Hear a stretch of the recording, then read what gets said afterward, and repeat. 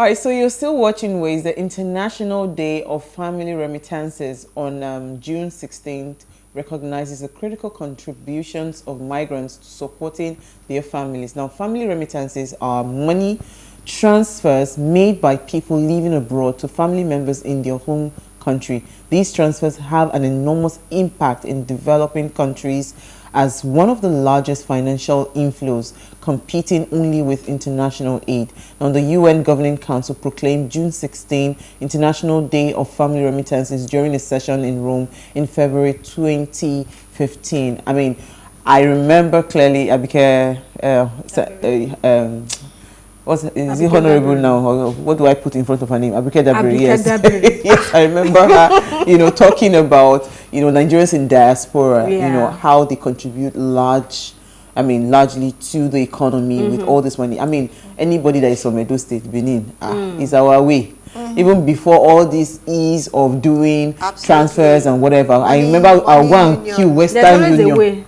MoneyGram, Western Union. I mean, so it has evolved over the years, but trust me, a lot of money. I mean, I still have aunties that are buying properties in Lagos and they live in the US. So, I mean, it is a continuous flow of income. This should be a daily thing. It's not just a yearly thing. It shouldn't be annual, because this is something that happens in Nigeria or other parts of the world. 24 hours, 7 days a week, yes. Every day. So this is just to commemorate it. Absolutely. And, to also appreciate the people who that do it. For me, I would call it a form of sacrifice. I mean, you go over there, really work hard, and still have that compassion in you to share with other people. Whether you say it's their responsibility as a family, no, I think funny they can thing decide is not to. So kudos to them. Yeah, kudos to them. I also say that even the high growth we've seen in the real estate businesses across Nigeria is largely from their investors diasporans. Yes, because in those days they would send money to uncle. Uncle will use it to build his own house and all of that. So now, because of the way technology has happened and a lot of these credible real estate companies, most real estate companies that today, I think 80% of their clients are based abroad buying property. So it is a huge revenue generator that cannot be overlooked. So it was important to also mention this. All right, so who do we start with? Let me come to Elsie, because Elsie said that you don't give her acknowledgement. So please, Elsie Godwin, please. What's your story? So it's nice to start with me because it's bad news. Okay, it's not bad. It's not bad. It's somehow news, so that you two can now bring your good news and calm us down. Remember our Nollywood actor, or let's call him Yoruba actor, Yinka Olariwaju. I promised to keep us up to date on that story, and I'm doing just that. Popularly known as Baba Ijesha, he was arraigned at a magistrate's court at Yaba today, Wednesday. The court's clerk listed 5 offenses, which are indecent treatment of a child, defilement of a child, sexual assault by penetration, attempted sexual assault by penetration, and sexual assault.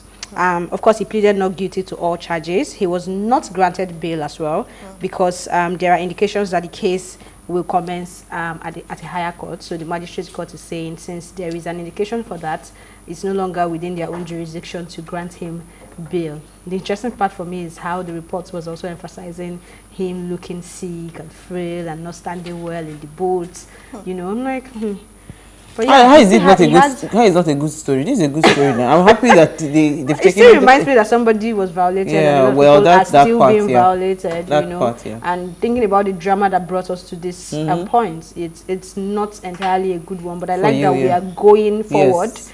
And I don't know, would I say he's being used as an example now? He's just paying, getting the consequences of his own actions. So we'll keep an eye on that story, and that's how far we have gone. I think it's adjourned to July 13th, if I'm not mistaken, but sometime in the month of July. Yeah.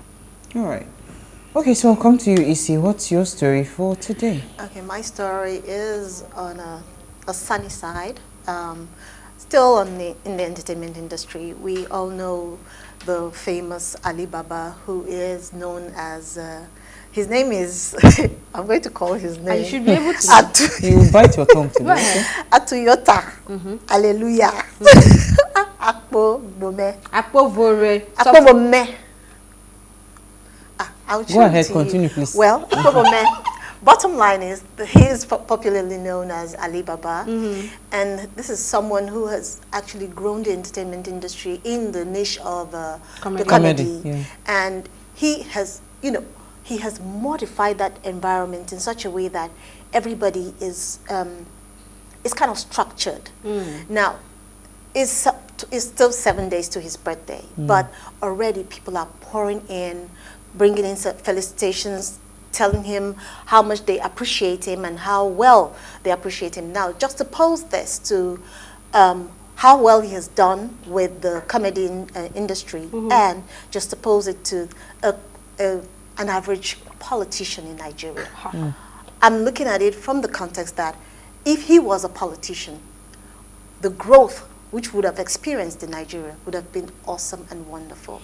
Well, he gave a lot of people the opportunity to ride on his, not just his popularity, it's also even, I mean, he funded a lot of comedians, you know, he did the groundwork, and so there is no contention as to his position in the comedy world. Actually, you know, AY actually said that there is no other person like him, that if there hadn't been Alibaba, there would have been no AY. So for me, I think he's not just a good man, he's also a wise man. Absolutely. Very wise man. I say this because I remember when I interviewed him, I think 2 years ago, and he was talking about the struggles he also had to go through to ensure that there is a comedy industry, not just entertainment, because entertainment, you can say there are a lot of parts in entertainment that is still suffering, but for comedy, he was sharing his story, and I remember clearly he said he had to reject a lot of jobs because he understood that he had gotten to a certain place.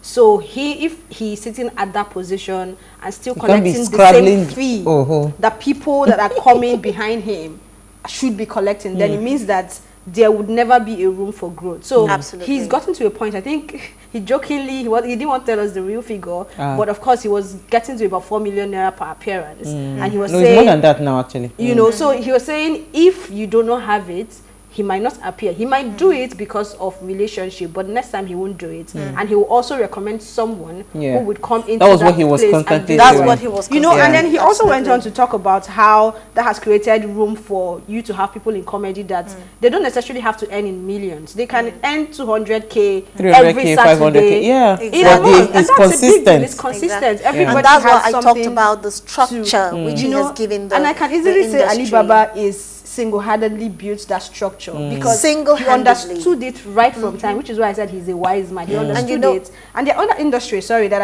I've tried to have this conversation with to say this is what it should be, but stomach infrastructure. Why this actually struck me was the fact that Alibaba is an ardent, voracious reader.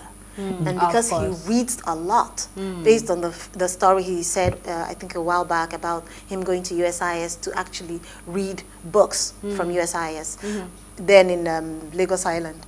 And this actually built on his mindset. So if he hadn't had the right mindset, he wouldn't have been able to build the industry to what it is today. Okay, so well, let me take my mindset story. is everything. I was just going to say to everyone that, you see, if you understand the principles of success, right, it is important that you grow people that are coming behind you, because you can never be that person all the time that people will look up to. But when you grow people, you forever remain relevant. And that's what he did. So when you said he was a wise man, that was what came to my mind. All right, so Niger community residents raised 5 million naira, motorcycles to free leader's wife. So this story, I think about a week ago, 20 gunmen, right, had invaded a town called, what's the name of this town? In Niger State, Zungeru, that's the town. So they had an operation that lasted about 30 minutes, right? And they abducted the community leader and 2 of his wives. And of course, I mean, the source said that they asked an initial ransom of 10 million, but you know, they eventually landed at 5 million naira. So they were jubilating that they have returned their leader. So why I actually chose this story was, you know, part of what we are saying, that Nigeria, actually the events that are happening are overwhelming. Absolutely. So imagine if you see this on a daily basis, right? How do you even juggle to keep your sanity? you know, but I'm happy that they've released the two wives, you know, so hopefully by God's grace we'll overcome this insecurity of kidnapping. But we'll take a break now. So when we return from the break, we're going to be talking the mindset of the Nigerian youth, and we have our guest with us. Stay with us, we'll be right back.